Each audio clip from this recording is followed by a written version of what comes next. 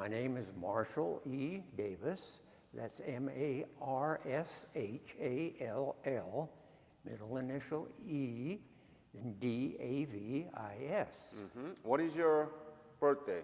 My birthday is August 14th, 1931. So few years after the Great Depression. Yes. Must be hard for you, right? Well, of course, as an infant and a child, I did not realize what was going on.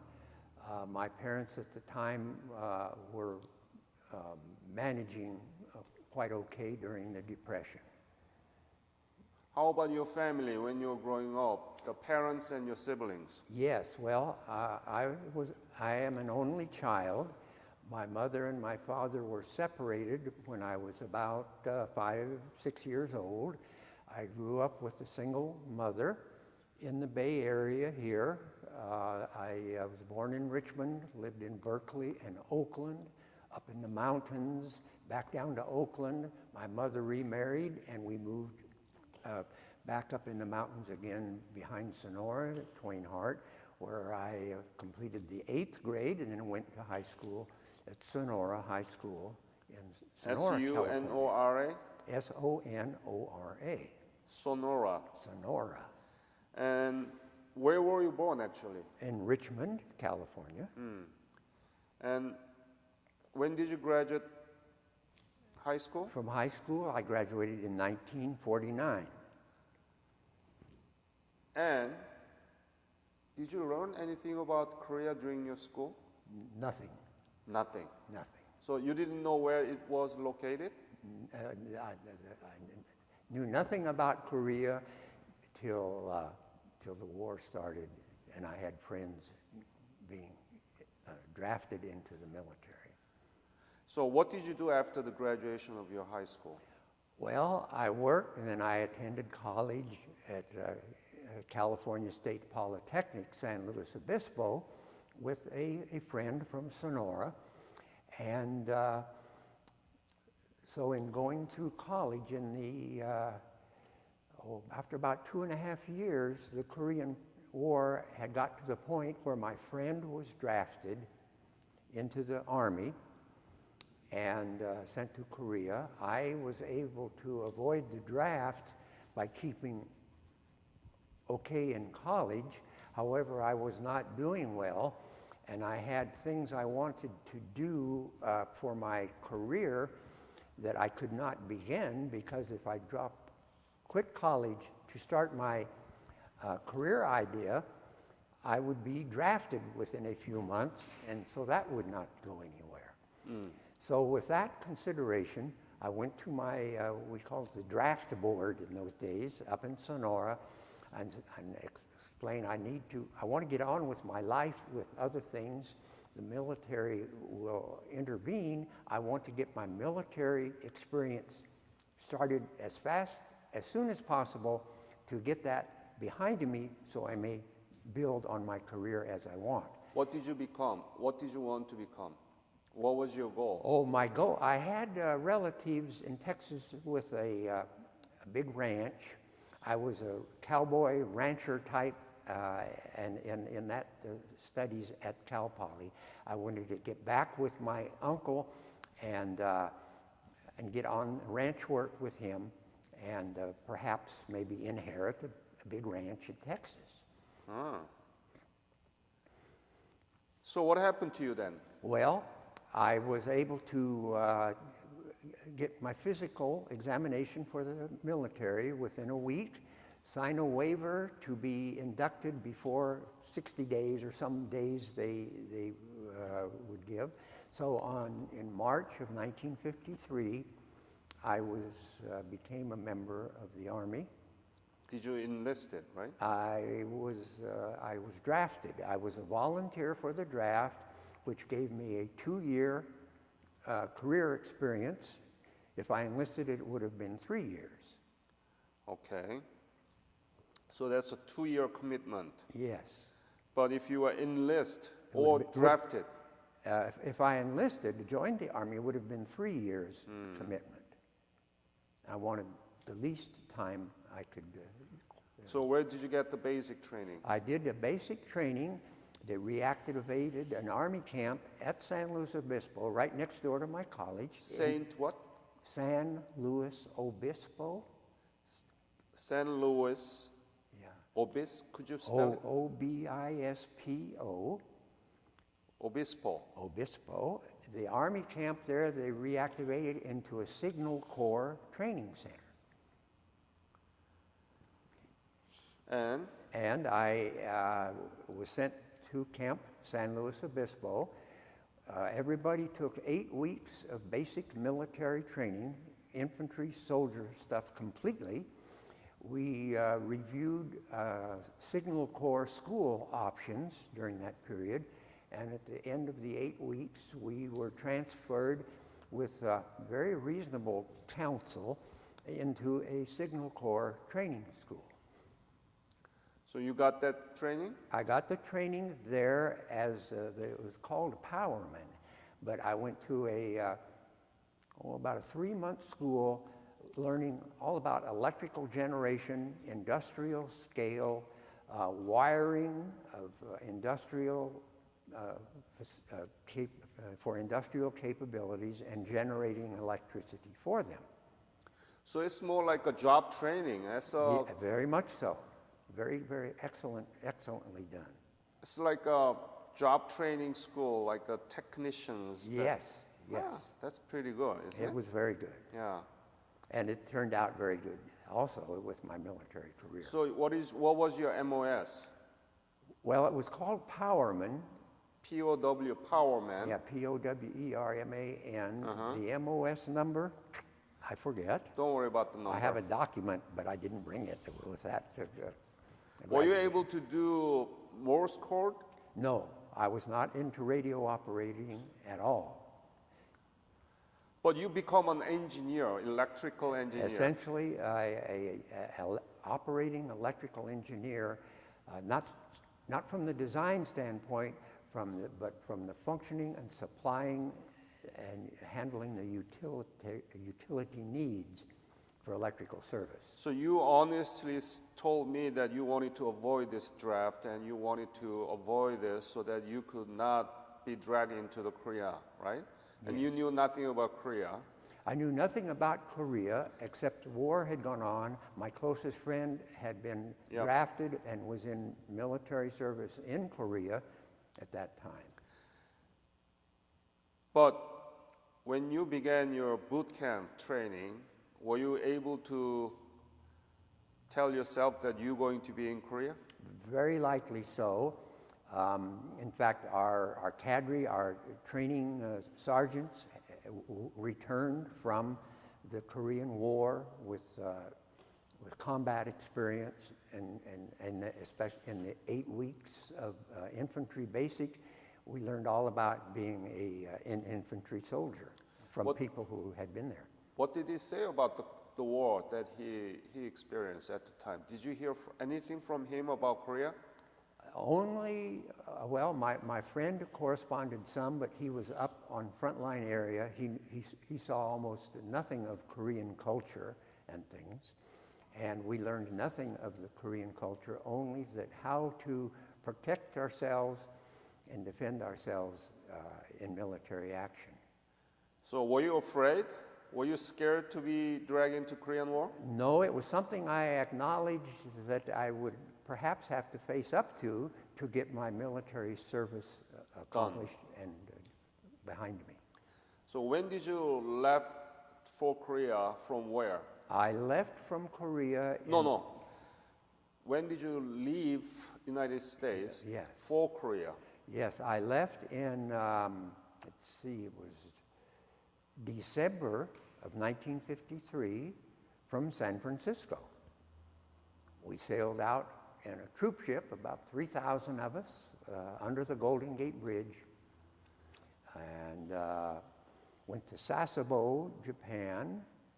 Oh, first we went to Yokosuka and let off about 1,000 Air Force people, and then the ship sailed around to Sasebo, where we got off the ship, turned in all of our stateside uniform, everything in our duffel bag, and got Korea-type clothing. It being December, it was the winter type clothing. Got on another ship and sailed to Incheon to start my career in Korea. You remember you were leaving San Francisco Harbor, right? Yes. Toward Korea and Japan. And now there is a Korean War Memorial monument there. Yes. Can you see that? Two different images? Well, Were you there at the ceremony when we erected the monument on yes, August I was. 31st? I was there, and I was several there times. too. Oh yes. Well, I was there at the groundbreaking ceremony with Colonel Stevens and with Wally Stewart, who had helped me participate and observe that. Isn't that wonderful, the harbor that you left for Korea, and now we have a beautiful Korean War Memorial Monument there. Yes. What did you think about that? Well, Time difference. of course, well, the monument was beautiful. I was involved after moving to Petaluma with a fellow Korean War veteran from Petaluma who wanted to erect a monument in Petaluma, especially commemorating 3 of his high school classmates who did not return alive from Korea. And I was on a committee with him who succeeded in getting funding and setting up a monument in a park in Petaluma commemorating his 3 high school classmates. So I had a very small scale experience in the monument effort, and in which I was on their committee because of previous experience I had had in El Paso, and then to connect with Wally and get here and meet with John Stevens on the building of the big monument in San Francisco was just an enhancement of the monument experience that was quite gratifying, and I feel very that I was blessed to be able to participate in such things. Where did you arrive in Korea? Arrived at Incheon. We came in with the tidal situation, as Incheon offers. They ran the landing craft, typical assault, a manpower landing craft out to our ship, which we boarded. The landing craft headed for the beach, but instead of, it ran it up on the beach, dropped the ramp down, and we walked up the beach with no combat at all. This was December of 1953, up to the railroad track where the sergeant standing by says, "Stand by here, the train will be here and you will be boarding it." And that was my first view of Korea. When did you arrive? Arrived New Year's Eve, December 31st, 1953. On New Year's Eve. Yeah.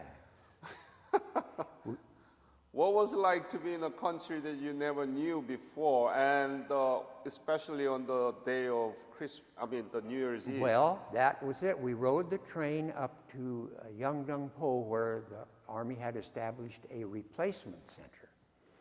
And and we could observe out the window of the train the community, which was the villagers were rather basic and primitive and rather congested. At Yeongdeung-po, the first I remember, they had Korean staff working there in support of the military, and they would get on the loudspeaker to give directions to their staff in speaking Korean, which was my first hearing of the Korean language.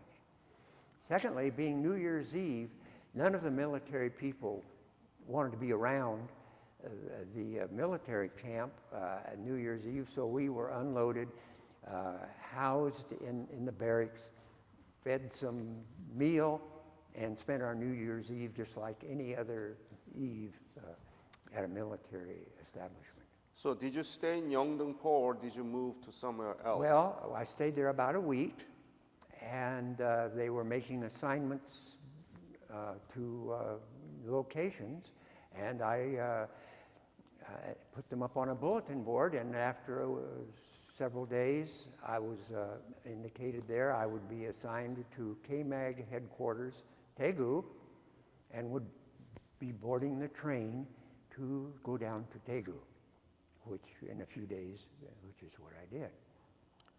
What was your, did you have a specific unit? Yes, I was assigned to the KMAG headquarters in Daegu, which was in a big brick former school building, and my duty was to generate electricity for our communications center. Now, we could put up with Korean power for lights and little things, but the communication center had to have high quality power, typical of what we would have here in the States, and they had already set up a generator system and wiring to the communication center with teletype, a radio telegraph, a comm center, a transmitter, for which we supplied 24 hours, 7 days a week, electricity for that communication center. At the time, was it all American equipment and machine, or did you have to work with the kind of Korean infrastructure? How was the situation of electricity system and grid in Korea at the time in Daegu? Well, our supply was typical American generators, American style 120 volt, 60 cycle to supply to the communication center. And that was my work was all connected with that type of service. How was Korean equipment or any grid system at the time that you experienced? Were there any Korean left, or how was it? Well, fortunately, Daegu had not been ravaged by the war. So I was in a nice community. I had wonderful experiences in my tour there in the Daegu community. The power system was on again, off again, very... unreliable. Yes, unreliable. And as far as a grid system, I do not know about how that worked. How was life there? How much were you paid at the time? Oh, goodness. What was your rank? Well, I went over there as an E2, a private. I got PFC and then corporal, and I left Korea as a corporal. I think my pay went up to something like $75 a month as a corporal. You didn't have a combat pay, right? No. No. How was life there? What did you eat? Where you sleep? Oh, well, life was quite okay.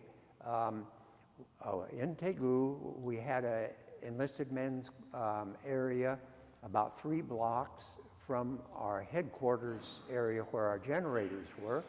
We had meal service. We had a NCO club that we could all enjoy. And depending on our duty assignment, we would have breakfast, and walk up the street to our job at the big headquarters building. And at the end of our duty, walk back down the street and into our quarters. It was like having a job in the military with very little military attachments, usually. How was Daegu, Korean people, the city? Were you able to interact with some Korean people? I had some wonderful experiences that way. It happened at my duty in our generator electrical development. We had a few Korean soldiers from a communications group in Korea who worked with us on the generators. And one of them became especially friendly. Also, I became conversant with the Korean fellow who handled the Korean employees at our unit, which had several Korean workers doing things. He invited me to his home for dinner. I met his wife, and I had social experience of that sort. And one of the Corporal Han Sang-man, who worked in our generator unit, was very friendly. He took me aside and began to teach me the Korean written language. Also, in our business of the generators, we had a total assignment of a GI 3/4 ton pickup, because we had to haul fuel to our generators and pick up fuel and that. And on weekends, Corporal Han would take us on tours out into the countryside from Daegu. And one of those most impressive tours, we went to the Yeongju Bulguksa, which Gyeongju Bulguksa. Gyeongju Bulguksa, which we visited in 1954, and we did things like that, which made my job very much more like just having a job, keeping electrical supply to a certain unit in Korea. What was the most difficult thing to you during your service in Korea? If I ask you to pinpoint one, what would you say? I think nothing was very difficult, but the most challenge was midpoint of my tour, our company commander decided we should all check out our carbines from the storage room and go out and requalify at the firing range. And I had a responsibility there to set up a little electrical generator for the public address system at the firing range, and then fall in with the rest of my colleagues to try to hit the target with our little M1 carbine, which was a challenge. And I think it embarrassed the company commander that we could not do very well, but after several days, and after, since we all had a job, like a regular job to do with our unit, he accepted our specialty. Yes, our specialty in doing that. Please explain KMAC. What is it, and what do you think that KMAC contributed to Korea? Well, of course, the Korean Military Advisory Group began very early after the end of World War II. It was beginning, at first, it was a group just set up with the State Department in trying to help establish a police system of Koreans to manage their country, since the Japanese, who had managed that type of thing, were all gone. And with the police system effort getting started, the military situation with North Korea was becoming evident, becoming obvious, and so their duties expanded into helping train and get started a Korean military establishment in which American soldiers would just be a representative with a translator to the beginning Korean army, and it developed and grew with that kind of service. Very good point. The critical role by KMAC should be really re-illustrated in our history textbook. Yes. Not just the war, but even after the war, how U.S. forces contributed to the rehabilitation of Korean society. You were expert on generating electricity.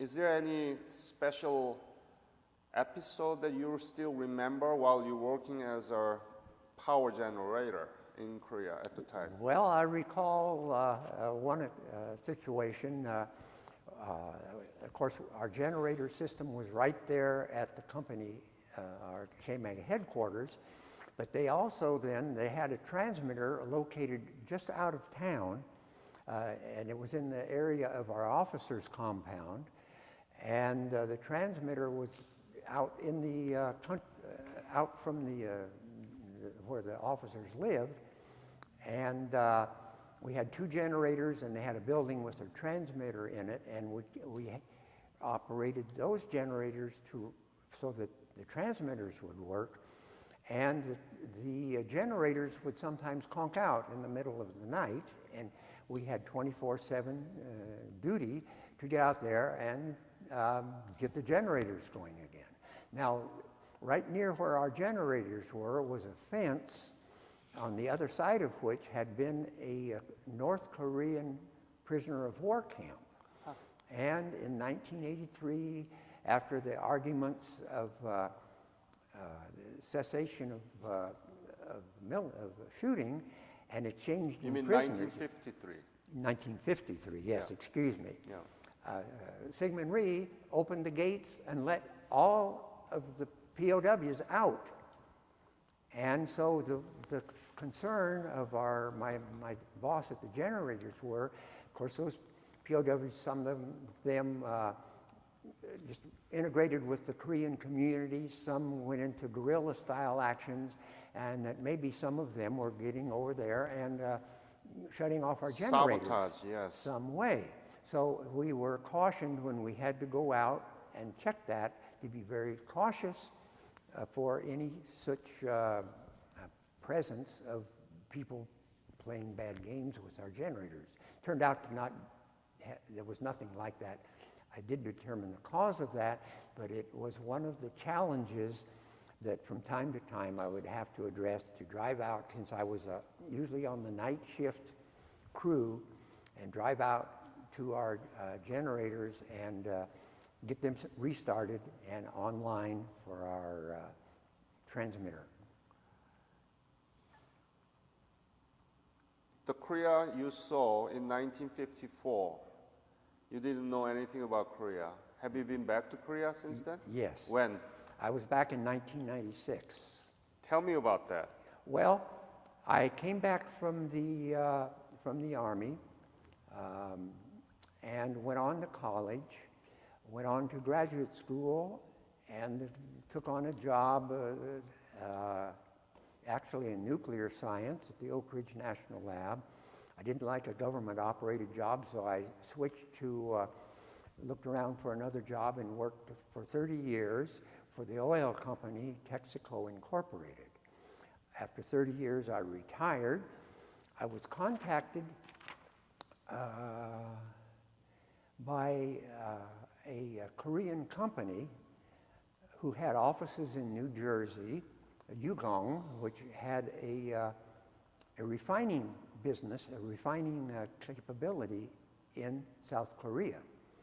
And I was hired as a consultant with my Texaco experience for this company, met with them at their offices in New Jersey, and then was invited to come to Korea and see their research center at Daejeon. And that was my 1996 trip back to Korea. It was already the new Korea. Daejeon was a much different city than I recall riding the train through in 1954. And my host on a weekend took me back down to Daegu, where I could find my old workstation, and we revisited the Bulguksa at Gyeongju, and it was a reliving experience. In fact, I had my second birthday in Korea on that week, 40 years later, and I was able to observe in August the Korean Independence Day ceremony on their August 15th. National liberation. Yes. I mean, were you able to see the difference between the Korea you remember in 1954 and 1996? Could you tell me the detail of those? Well, as I tell my veteran friends on returning, awesome is not a good enough word to describe the difference in the new Korea. Awesome just doesn't cover it well. It was just unbelievably impressive. Down to Daegu, it had turned into a a high-rise city of some 3 million people, you know, whereas in 1954 it was several thousand in a little community. And of course, I did not get into Seoul on that visit, but we did land at the old Kimpo Airport at that time, and we could see the Han River, the new bridges in Seoul across the river, which was, again, like I say, awesome does not describe the feeling, because I did get a visit to Seoul in 1954, which is essentially a smashed, bombed out city. That's the country that you wanted to avoid serving in your early life, right? You told me very honestly, and I appreciate that. But the country that you end up being there, and you did contribute to the rehabilitation of Korea as the Korean War veteran. And now that's the country with the 11th largest economic power in the world. We are the most democratic society in East Asia. We are the strongest ally to the United States. What do you think about all these things into a perspective? Well, as I tell my friends who might notice my Korean service, and my comment to them is, there has been nothing like the South Korean people in expressing gratitude for what we have done to let South Korea become its own country. And in our military experience in Europe or around the world, never have we received the thank you and the respect of appreciation that South Korea gives us to this day. And that is another awesome part of the experience. Are you proud of your service? Oh, absolutely. As a Korean War veteran? Absolutely. And there's an element to it that we haven't had to discuss yet, but that has built into my life completely. Well, in generating our electricity, we were in a little building beside the big building in which our communication center operated, and we had telephone operators, and they had Korean ladies working the old-fashioned telephone switchboard. And from my generator building, I could look across a little driveway into the switchboard. And then I was on night duty a lot of the times, and when I would have to make a phone call to someplace else in Korea, or occasionally to Japan for some equipment assistance, I would converse with one of the telephone operators. And one of them was also constantly on night duty. She was a student, just graduated from high school, and so we developed a conversation thing at times during the night where she would ask me questions about English. Well, that was that. Then I left to come back home. This young lady came over to the USA to go to college at San Jose State. We re-met and remarried. Oh my goodness. She has been my wife now of 61 years. And we have a son and a daughter. Our daughter has been very active in going back to Korea and working in her discipline as a urban geographical specialist, where she has studied and written up reviews of the elements of the Seoul community rebuilding from the war, and is a constant return to Korea for our family. My goodness. What a story. My life is... You should have brought your wife with you today. Well, she doesn't travel very well now, and she's had numerous concerns of her... Health? Well, some with her health, but more she was rather felt that being Korean, she would be looked down upon and would rather kind of stay on the sideline of raising our family, but not that much. Absolutely not. I want to invite her to next year's conference that my foundation will host with the Korean War Memorial Foundation here.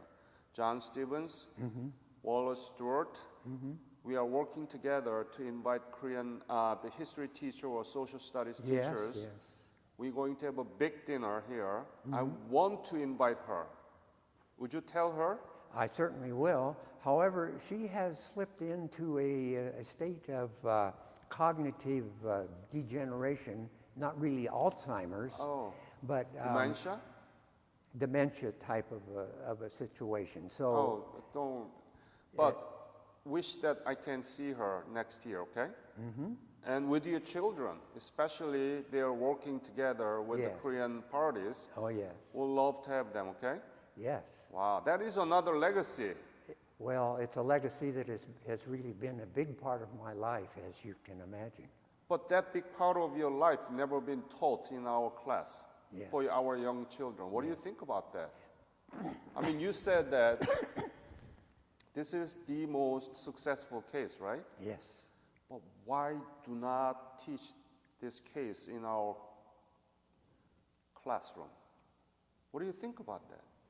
Well, I appreciate your respect and Wally's assignment from Colonel Stevens to get this program going in the San Francisco area.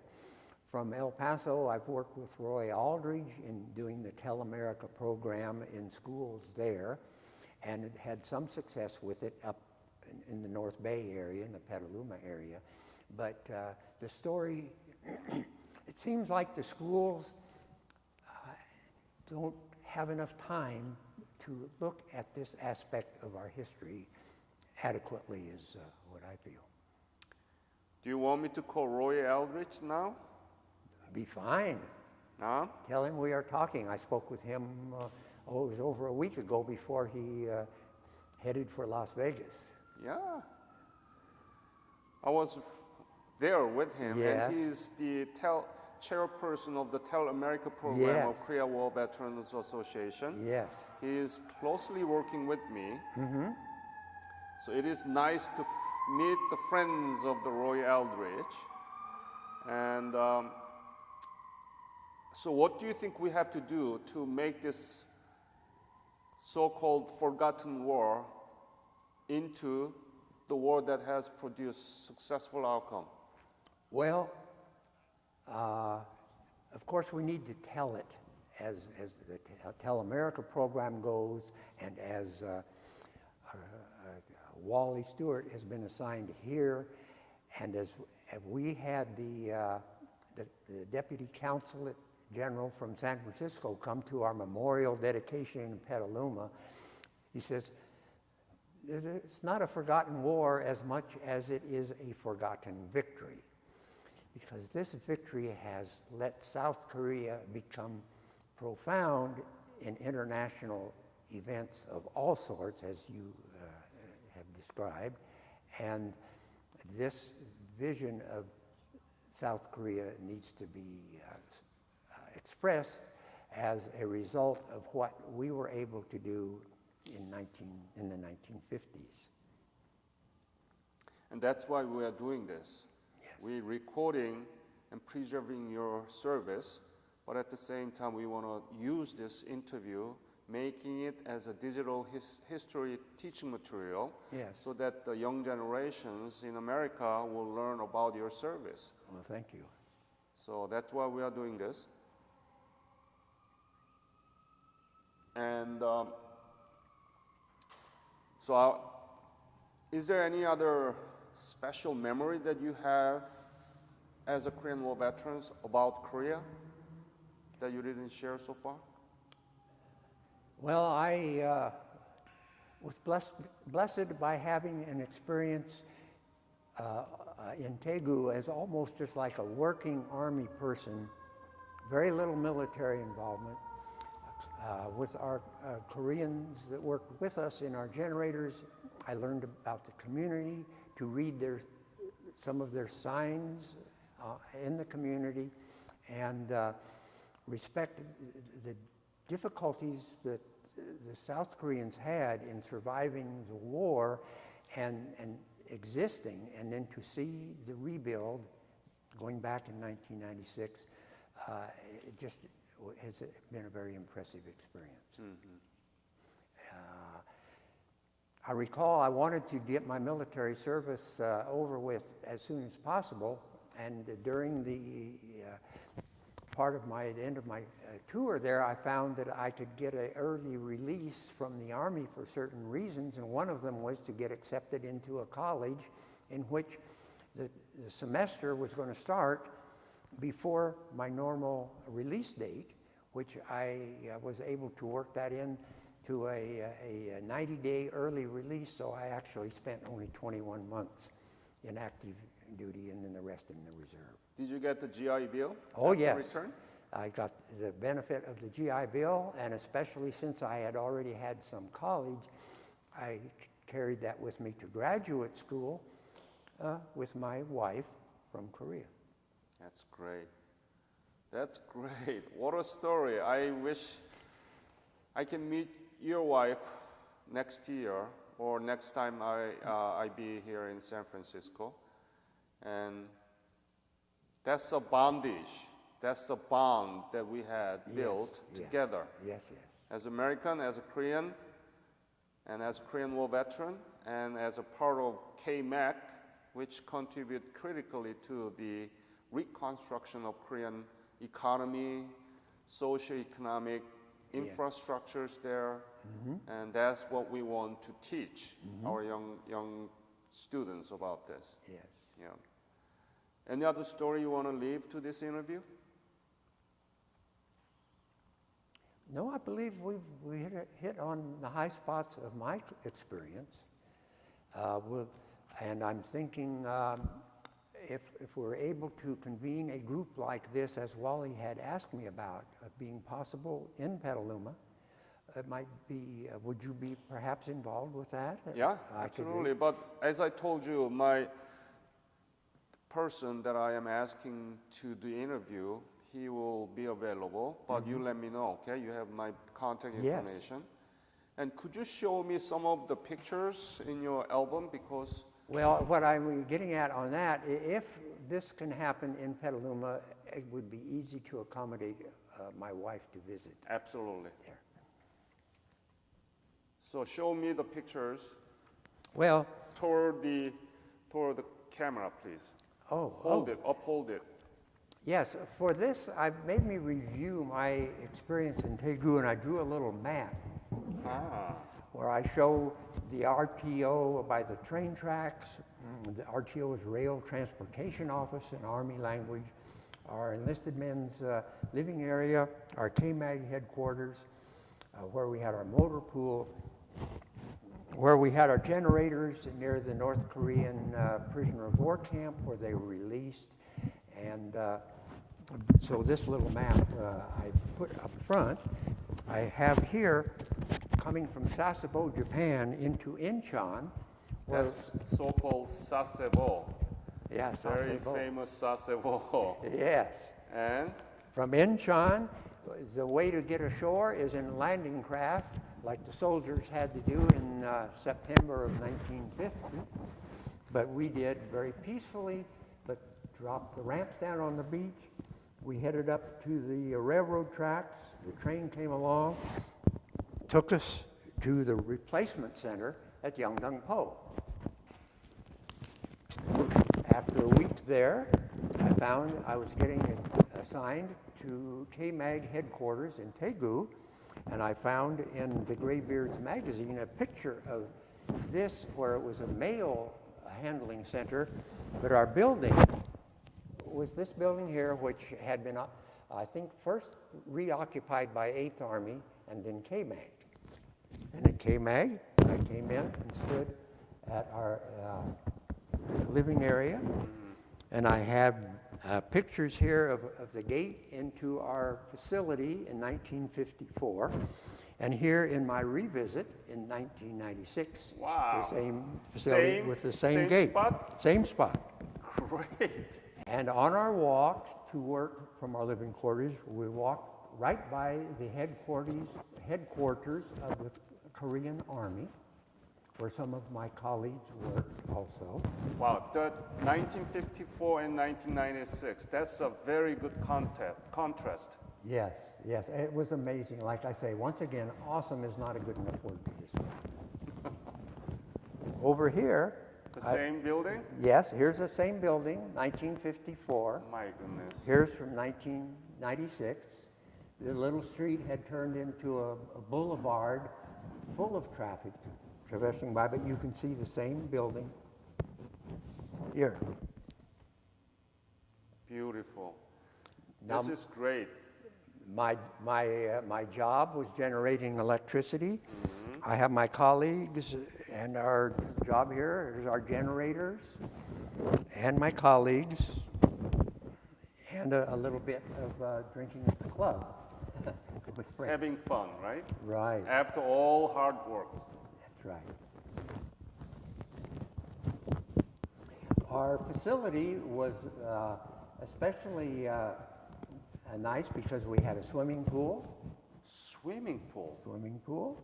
My goodness. And in fact, it was prepared in our little local newspaper, as I put in here, K-Mag opens swimming pool. My.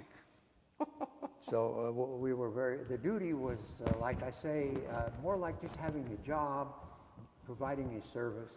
So one of your duties was to swim. Well, that wasn't a duty, but it was... Just joking. Yes, well, since I got myself on the night shift permanently, and I would, when the weather warmed up, the pool was opened, I could slip out to the swimming pool at the crack of dawn and have a skinny. Nobody else was around, you know. What a picture. A side topic, while I was there, I was a country music specialist on the guitar while I was in college. So that's you? And while in Daegu, I found another guitar player, and we formed a little musical group playing country music. Where are you? Well, the first picture here, we also had a music fellow called the Rice Paddy Ranger, who was based up in Seoul, and he did a program for the Armed Forces Radio. He visited us in Daegu, and we played along with him at a program he did at our area. Where are you? Picture. In this picture, I'm right here. That's you?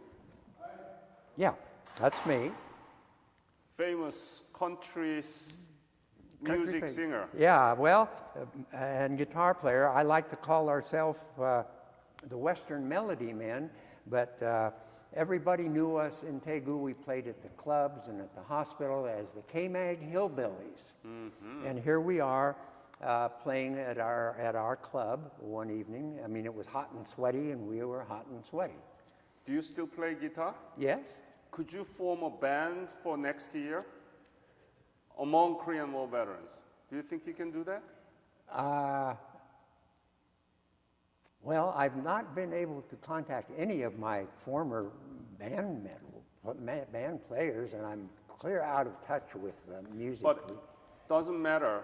If you can find out any Korean War veterans who can play piano, guitar, drum, other instruments in California area, I can invite them as performers for the next year's conference. Well, let me work on my closest friend in Petaluma, who was responsible for the monument we put up there. He played an accordion, and he played it in Korea some. Let's do that, okay? The group. I will certainly be in touch with you. Yeah.